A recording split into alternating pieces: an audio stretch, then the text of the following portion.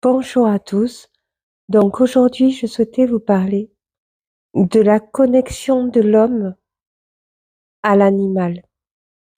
Il faut savoir qu'entre les hommes et les animaux, nous avons le même instinct qui s'appelle l'instinct animal. Qu'est-ce que c'est?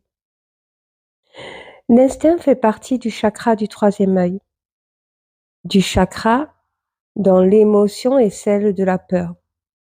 Quand vous surmontez la peur, ça peut être le trac devant un casting, ça peut être la peur d'échouer à un examen. Quand vous le surmontez, vous réussissez ce que vous souhaitez réaliser. Quand vous cédez à la peur, vous allez vous laisser mener, vous échouez et vous allez vous laisser mener par le chemin que vous ne voulez pas prendre. Alors, la connexion de l'animal et de l'homme se fait au travers de l'instinct. Donc, cette connexion se fait au travers du chakra du troisième œil. Mais entre les hommes, c'est pareil. Quand vous suscitez de la peur à travers d'autres hommes, vous ouvrez son chakra du troisième œil. Si vous surmontez cette peur que l'homme essaie de vous émettre, vous réussissez. Si vous vous laissez guider par la peur, vous échouez. On dit que l'homme domine le monde parce que l'homme peut créer son environnement. Donc, il est là pour gérer tout ce qui est d'ordre naturel dans les animaux. Il y a des animaux qui vont s'approcher de l'homme et il y a des animaux qui vont s'en éloigner selon son chakra. Il y a des hommes qui ont des bons rapports avec des animaux et des hommes qui craignent tellement l'animal qui va s'en éloigner. Quand vous voyez les oiseaux, ils vont vraiment s'éloigner de l'homme parce qu'ils en ont peur. Ils ont peur, donc ils ont leur chakra du troisième œil qui s'ouvre, parce que les oiseaux voient l'homme impressionnant et ressentent une peur qu'ils ont du mal à gérer, parce que leur liberté est dans leurs ailes et les oiseaux ont confiance en eux pour s'envoler très rapidement dès qu'ils ressentent le danger ou dès qu'ils ressentent une peur s'ouvrir. Alors certains oiseaux sont habitués à l'homme et peuvent se poser sur eux. Comme moi, j'ai des oiseaux qui se posent sur moi, qui s'envolent et qui n'ont pas peur de se poser parce qu'ils ont l'habitude que je leur donne à manger et qu'ils ressentent que je ne suis pas un réel danger. Alors bien entendu, il y a des peurs des deux côtés, entre l'humain et l'oiseau. Quand vous n'êtes pas habitué, vous craignez que l'oiseau vous pince. Donc l'oiseau sent que vous craignez quelque chose, donc elle ressent que votre chakra du troisième œil est ouvert. Quand cette crainte est partie chez moi, eh bien mon oiseau a commencé à se poser sur moi. C'est pareil pour les souris, c'est pareil pour les grenouilles. Si vous avez peur d'une souris, vous ne pourrez jamais l'attraper. Donc vous la verrez toujours courir jusqu'à totale disparition de la souris et vous ne savez pas où elle est. Elle va vite se cacher parce qu'elle ressent votre peur de l'attraper. Mais vous avez peur de quoi au travers de la souris? Vous avez peur qu'elle vous morde et d'attraper une maladie parce que derrière cette peur, il y a l'histoire de la rage, il y a l'histoire des maladies, de la peste qui est intégrée en vous. Donc la peur des souris vient de cette histoire-là qui est intégrée. Or que ce n'est pas vrai. Une souris ne mord pas si vous essayez de l'attraper. si vous n'avez aucune peur, et qu'elle ressent que vous n'avez aucune peur, son chakra du 3e œil va se fermer et vous aussi, et vous allez avoir un contact avec la souris. Moi, j'ai réussi à prendre une photo, une souris, en maîtrisant mon chakra du 3e œil. J'ai même un papillon qui s'est posé sur moi et qui volait autour de moi et qui s'est posé sur moi parce que je le trouvais tellement beau que je maîtrisais mon chakra du 3e œil. N'importe quel animal peut avoir un contact avec l'humain. Et il faut savoir que les animaux ont aussi des émotions, que quand on les caresse, on développe de l'endorphine, hormone de la tendresse, et même entre eux, les animaux, ils développent des émotions comme de l'endorphine, de la dopamine et de la sérotonine, donc hormones du bonheur, de l'amour et de la tendresse. Un chat qui habituellement déteste les chiens peut très bien maîtriser son chakra du 3e œil avec le chien et développer de l'endorphine avec le chien, lui faire des câlins et rester à côté comme un ami, comme n'importe quel animal. Le lion, qui mange les gazelles, ressent la peur des gazelles, et comme la gazelle a du mal à surmonter son chakra du 3e œil, il va bien sûr la manger, parce que ça fait partie de sa nourriture, dans laquelle il est habitué. Mais s'ils étaient habitués à une autre nourriture dont l'homme pourrait le nourrir, ils s'habitueraient à la présence de la gazelle. Et si la gazelle était élevée en même temps que le lion inoffensif qui se nourrit autrement que de la gazelle, eh bien, la gazelle et le lion pourraient développer de l'endorphine, de la sérotonine et de la dopamine entre eux. Un humain peut très bien adopter n'importe quel animal à partir du moment où il maîtrise son chakra du 3e œil et qui développe de l'endorphine. Alors, l'endorphine, on peut le développer au travers des mots, on peut le développer au travers des caresses envers l'animal. Et l'animal s'y habitue tellement que il va adorer ressentir ces émotions que vous essayez de développer chez lui. Par exemple, un oiseau qui a vraiment peur de l'humain et qui vole autour de l'humain et qui en a peur, si l'humain maîtrise, parce l'humain ressent la peur de l'oiseau qui tourne autour de lui. Donc, si il ressent cette peur et il se dit je lui fais peur. Donc l'humain, ça va accélérer son rythme. Il va se dire mince, il a peur de moi alors que j'aimerais l'adopter. Il va rester ancré en ça et l'oiseau va ressentir qu'il reste ancré en ça. Donc, il va encore plus paniquer à être adopté par lui. Donc, ça risque d'être compliqué de créer la relation entre l'humain et l'oiseau. Mais si vous restez calme et que vous n'essayez pas de calculer son ressenti, mais que vous restez calme et dans l'endorphine, l'oiseau va le ressentir et va finir par vous faire confiance parce qu'il ressent vos vibrations. Quand vous nourrissez les animaux que vous adoptez, ils ressentent que vous vous occupez d'eux et ils ressentent l'endorphine que vous développez à les nourrir parce que vous êtes heureux de les nourrir et ils ressentent ça. Donc là, ils ressentent un apaisement qui leur permet d'avoir un contact. Donc la connexion se fait entre chakras, entre ce que vous développez comme vibration autour des animaux.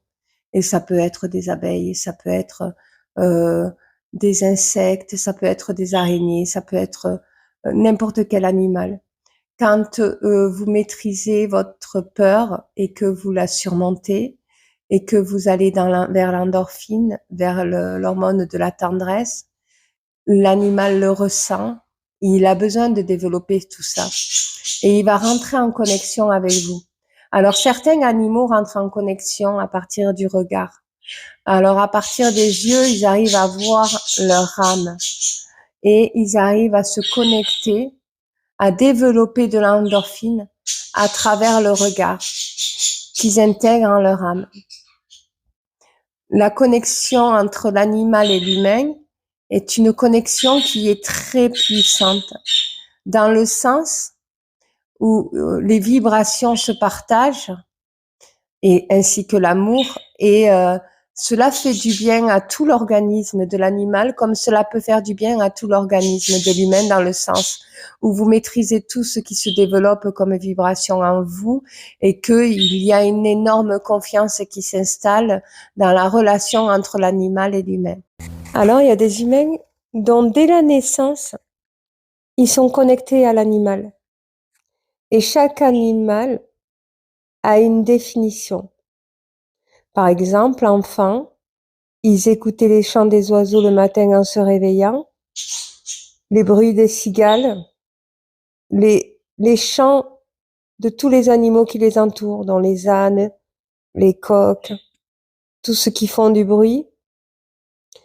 Pour ces personnes qui ont une facilité de connexion, qui sont éveillées d'ailleurs à la nature, ils ont une forte connexion avec les animaux. C'est-à-dire qu'ils peuvent rentrer en correspondance facilement et comprennent le langage animal, d'ailleurs, en grandissant.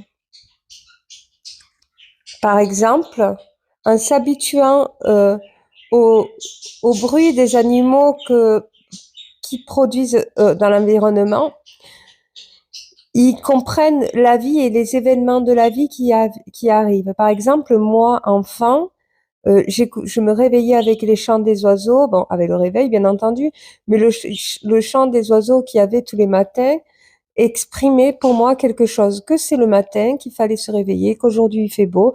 Quand je les entendais pas, ça voulait dire qu'il ne faisait pas beau. Et ça m'alertait de la météo, ça m'alertait de beaucoup de choses.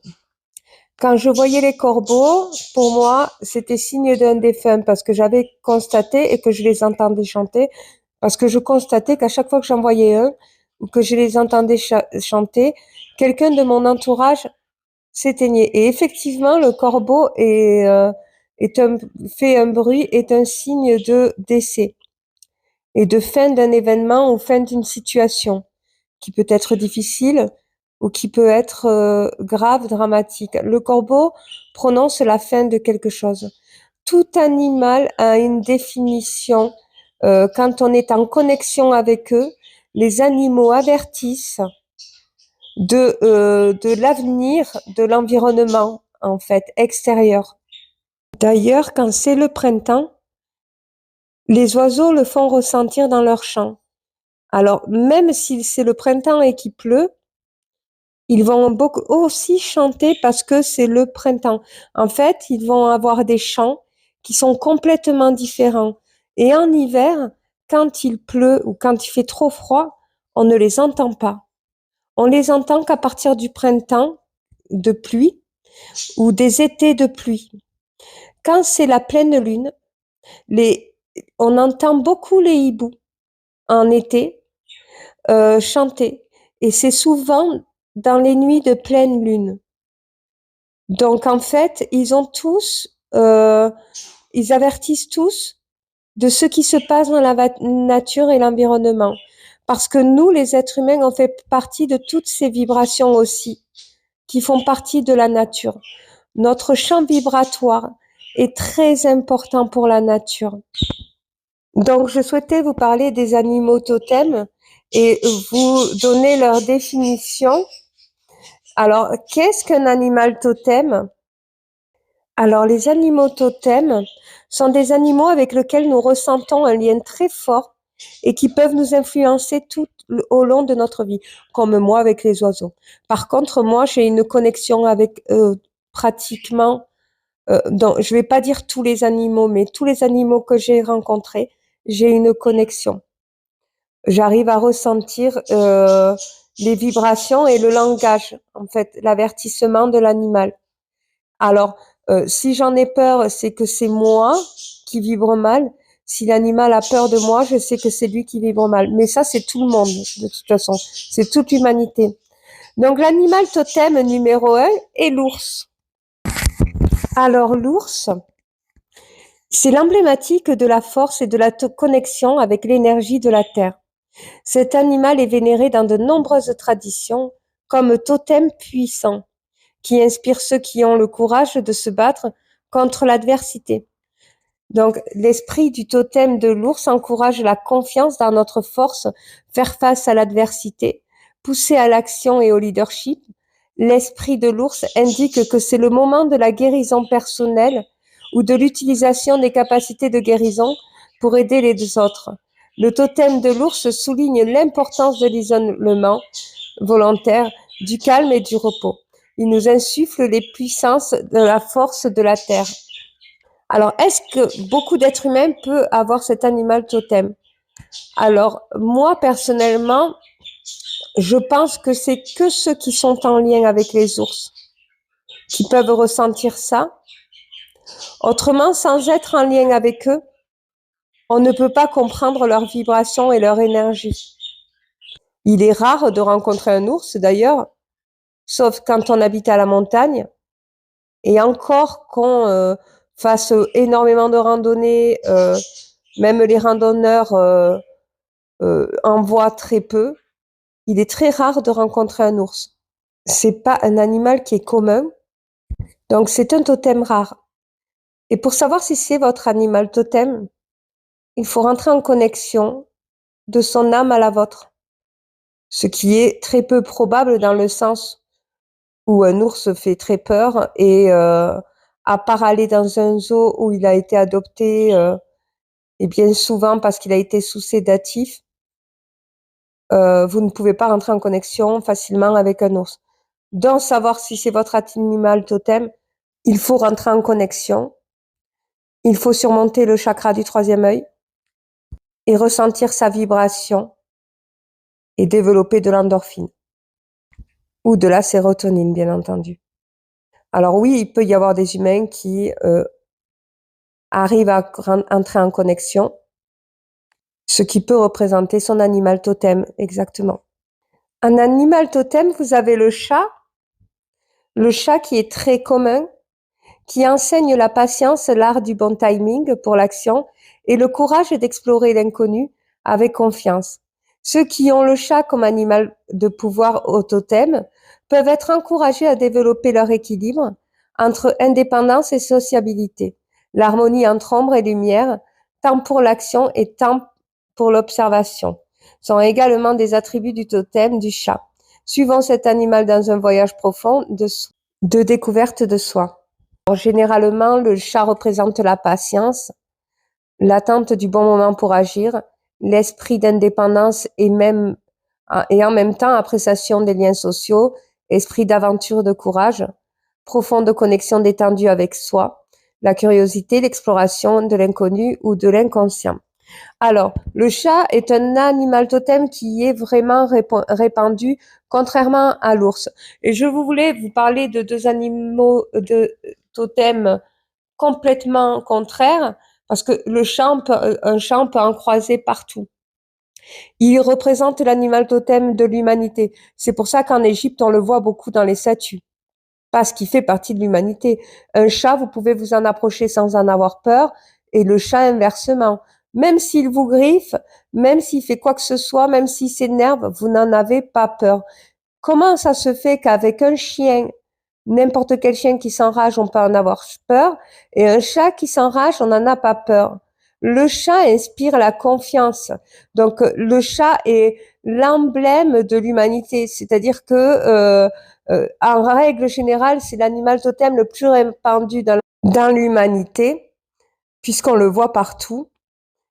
Et vous voyez que la relation entre le chat et l'humain est plus facile qu'entre l'humain et le chien, et même qu'un humain et une abeille, alors qu'une abeille est plus petit que le chat.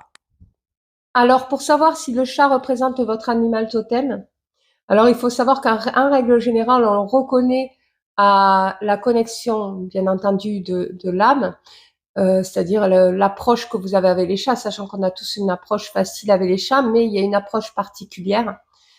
Ceux qui font des allergies, comme moi, l'allergie est une preuve que ce n'est pas votre animal totem. Donc, même si vous avez une approche assez facile avec le chat, malgré vos allergies, c'est une preuve qu'ils ne font pas partie de votre animal totem. Le cheval. L'animal totem du cheval symbolise la passion et l'appétit pour la liberté. Parmi tous les totems, il est emblématique de la motivation qui nous transporte à travers la vie. La signification du cheval varie en fonction de la manière dont il se présente à vous. Il peut apparaître comme sauvage, apprivoisé, se déplaçant librement ou contraint à vivre dans un espace confiné. Alors, la symbolique du cheval est la motivation, l'envie de vivre, la fougue, votre envie sauvage de liberté. Un autre sens pour le totem du cheval est l'équilibre entre les parties instinctives et apprivoisées de votre personnalité, l'énergie sexuelle, l'énergie masculine, les émotions fortes des désirs passionnés. Si le cheval est représenté comme contraint ou captif, il peut symboliser des instincts bridés. Alors le cheval aussi fait partie d'une bonne partie de l'humanité d'animal totem. Moi, j'ai beaucoup d'entourage qui je vois que oui, il est possible que ces personnes-là sont en connexion. Alors la plupart ils font du cheval. Hein. Alors en règle générale, ils sont déjà en connexion avec eux. Le chakra du troisième œil est surmonté. Ce sont des personnes qui font de l'équitation. Donc eux, quand ils s'approchent du cheval, en fait, ils ne ressentent pas la peur parce qu'ils savent, et le cheval ressent qu'ils n'ont pas peur d'eux. Moi, par exemple, qui a déjà vu des chevaux, j'en ai peur. Il est hors de question que je les monte, même si eux n'ont pas peur de moi. Alors eux ressentaient que j'en ai peur, hein, mais ils remuent la queue en règle générale quand je le vois, je m'en aperçois. Ils ressentent que j'en ai peur, mais moi, je sais que c'est pas mon animal totem, par exemple, par rapport à ça. À ça, on peut le voir. Donc, je n'ai aucune connexion avec eux. Même si j'ai beau les caresser, j'aime bien les caresser, développer de l'endorphine avec eux, j'ai complètement du mal à avoir un contact avec le cheval. Alors, il est vrai qu'au niveau de l'énergie sexuelle, en règle générale, les personnes dont l'animal totem est le cheval sont des personnes libertines ou alors des personnes qui vivent des histoires qui ne sont pas des histoires d'amour, mais des histoires à énergie sexuelle bien développées et qui, en règle générale, ont du mal à rencontrer l'amour. Alors, je ne dis pas que c'est que des personnes qui font de l'équitation, mais c'est des personnes qui ont dû déjà en faire dans leur vie et que ils sont vraiment comme ça. Cela fait partie de leur animal totem. Alors, le loup. L'animal totem loup est un des représentants les plus remarquables du monde fascinant de la nature et spiritualité se rejoignent. Le pouvoir du loup fait référence à l'instinct, l'intelligence, l'appétit de liberté et l'importance des liens sociaux. Dans son ombre, cet animal totem peut aussi symboliser la peur parfois excessive de se sentir menacé et le manque de confiance dans votre milieu de vie. Quand le loup se présente à vous comme totem, prêtez attention à ce que votre intuition essaie de vous communiquer. Alors, les personnes qui ont l'animal totem, le loup, sont d'une intelligence vive, l'appétit de liberté, une connexion profonde avec nos instincts, un sentiment de menace, le manque de confiance en quelqu'un ou en vous-même. Alors, le loup aussi, même si vous n'êtes pas forcément en correspondance avec les loups, il y a des descendants de loups comme chiens, les Tchécoslovaques ou les chiens loups, les Tamascans aussi que les humains adoptent. Hein. Donc ils ont une facilité de connexion d'âme avec le chien. Cela veut, c'est des signes représentatifs que c'est leur animal totem aussi.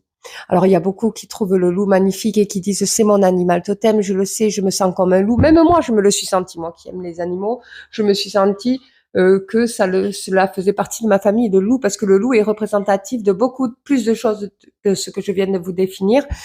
Et c'est vrai que l'humain a une adoration pour le loup dans le sens où il le sent puissant, où il le sent protégé tout le temps son environnement et sa famille.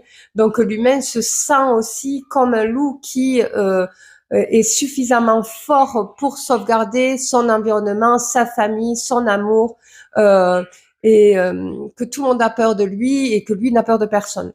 Sauf que le caractéristique du loup n'est pas forcément ça et que ce n'est pas l'animal totem de toute humanité non plus. Certains êtres humains, bon, comme moins que le chat, il a beaucoup il est beaucoup totem de beaucoup d'humains, mais il n'est pas plus que le chat du tout, ni plus que le cheval. Et bien entendu, je vais terminer par le lama. Donc, le lama est un animal qui vit en haute altitude.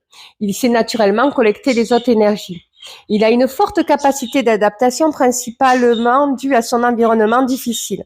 Il porte parfois des charges lourdes pour aider ses humains, ce qui montre que c'est un être généreux.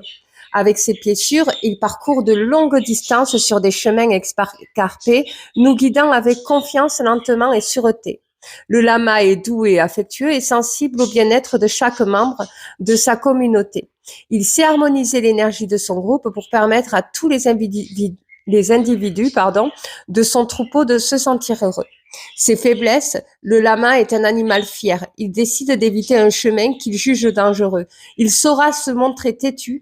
Il est aussi très déterminé. Cette détermination, si elle n'est pas utilisée à bon escient, peut vous freiner dans vos projets. Son défi, le défi du lama, est simple. En portant des charges lourdes, il vous invite à vous questionner sur des fardeaux que vous portez au quotidien. Il vous aide aussi à trouver le bon chemin et à marcher en toute confiance.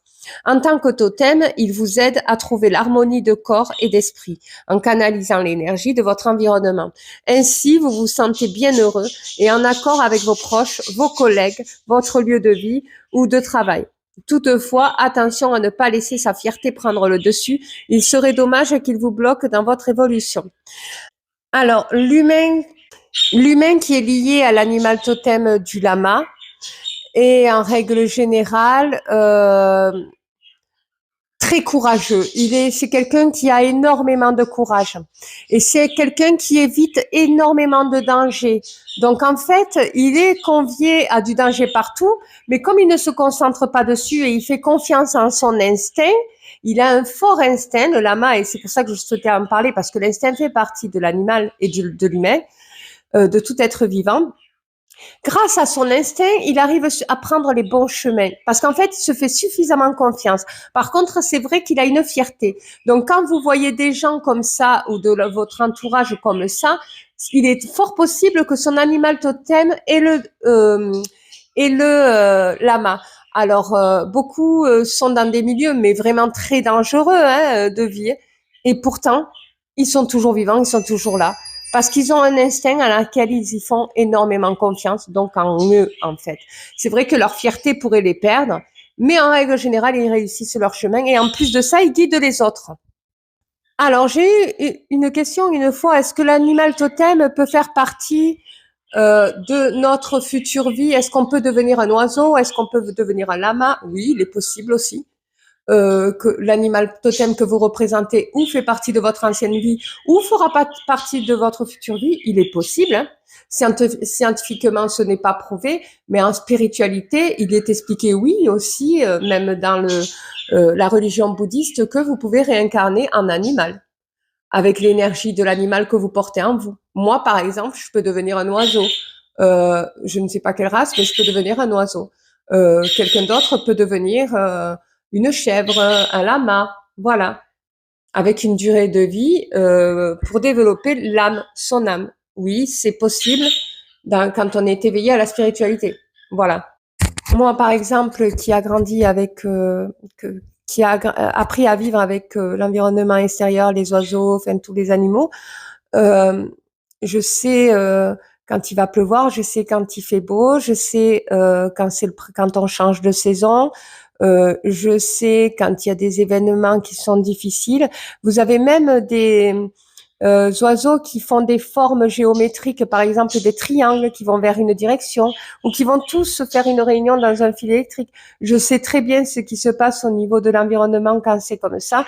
Je sais que les oiseaux euh, euh, c'est des animaux qui parlent de tout ce qui est environnemental. Ça, je le sais et je sais ce qu'ils disent parce que cela fait partie de mon animal totem à laquelle j'ai été en connexion depuis mon enfance.